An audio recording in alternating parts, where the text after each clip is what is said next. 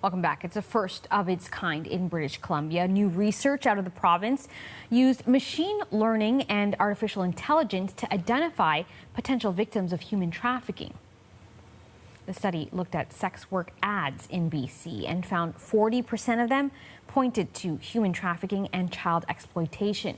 The study was co-authored by the Sexual Exploitation Education Group and Simon Fraser's International Cybercrime Research Centre.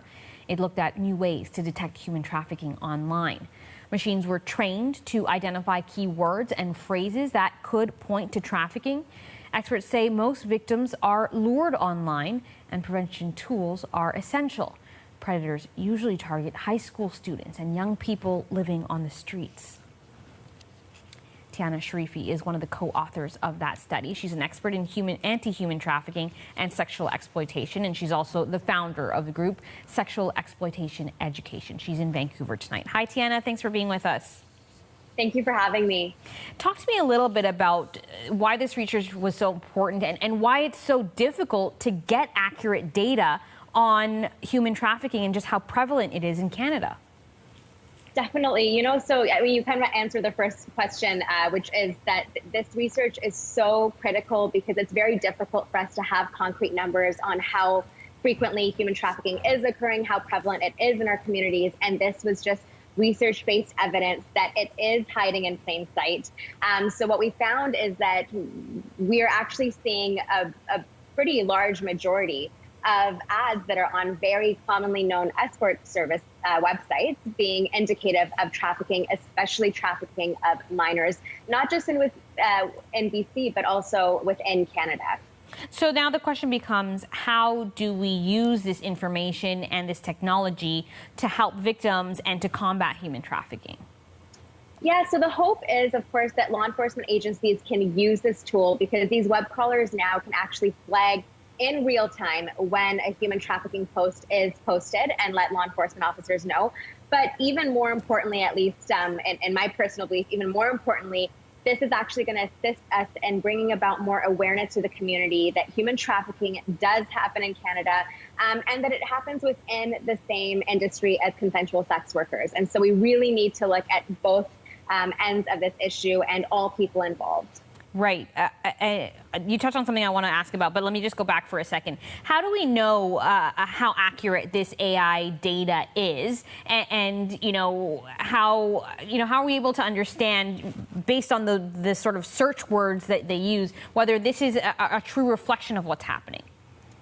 Right. So essentially what we had to do is we had to provide an algorithm to these web crawlers for them to understand what a human trafficking ad would look like. So we actually developed a very extensive list, a classification system with symbols, with words, with phrases that came from law enforcement agencies, as well as frontline workers and investigation agencies as well, that were very clearly indicative of trafficking. So, for example, any terminology that would identify an individual as being underage, or somebody who's on a circuit and is being traveled within borders, or if somebody is being controlled by a third party, for example. So in order to actually flag a human trafficking situation, we needed to have 3 categories present in an ad. So it was a very conservative approach. And we did find that it was over 90% accurate when we did release the web crawlers out. So it's quite an accurate AI technology. So when you say it's a conservative approach, you suspect that these numbers are actually less than, they're not as reflective of what is actually happening out there? Very much so. Actually, when we were first manually identifying and classifying these ads, I was personally finding about 80% of them to be indicative of exploitation. And we said, you know what, let's just be extra cautious, because a lot of other research that has been done similar to this has just looked for a little bit of indication that something is exploitative. But for us, we really wanted to make sure that even if there's 5 different phrases indicating somebody is underage, there needed to be 2 other categories present in order for it to be listed as trafficking. So again, it was very much a very, very accurate approach to ensuring that we're very certain these cases were actually trafficking. Okay, let's go back to a point that you mentioned, and that is, sort of differentiating between sex work and human trafficking. Can you talk about how that also makes it difficult to combat and study human trafficking?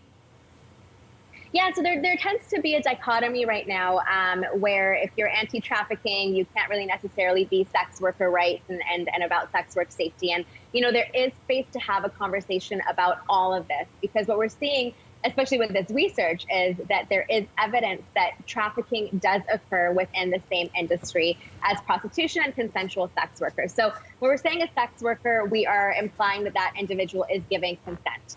If that individual is coerced or manipulated or forced into their situation, that's when it becomes human trafficking.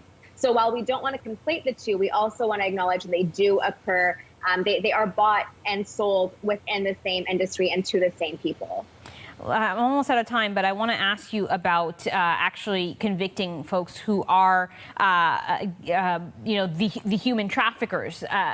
How difficult is that, and why don't we see that happen very often? It's very difficult because human trafficking involves coercion. And so when an individual is being coerced, they need to actually be aware that they are being human trafficked. So many victims are not aware and do not identify as being trafficked. And if they do, many of them are too fearful to come forward. And so this is where that technology is so important, is that we don't have to rely on individuals being able to reach out to law enforcement. We can have law enforcement understand that there's an exploitative situation and come in and provide resources. Okay, Tiana, I'm out of time, so I have to leave it there. But thanks so much for sharing this information. Tiana Sharifi, an expert in anti-human trafficking and sexual exploitation in Vancouver. Thanks so much.